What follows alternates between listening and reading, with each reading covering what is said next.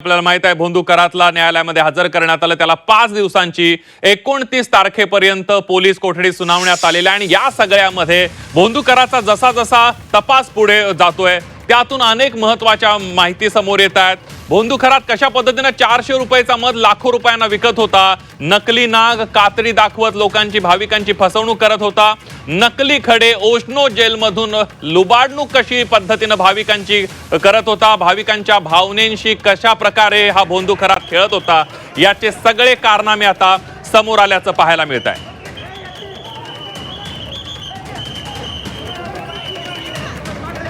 खरातचा फंडा कसा आहे आणि भाविकांना गंडा घालण्याचा खरातचा फंडा समोर आलाय। भोंदू खरातकडून भाविकांची फसवणूक करण्यात आलेली आहे आणि एक ना अनेक फंडे वापरून तो लोकांची फसवणूक करत होता।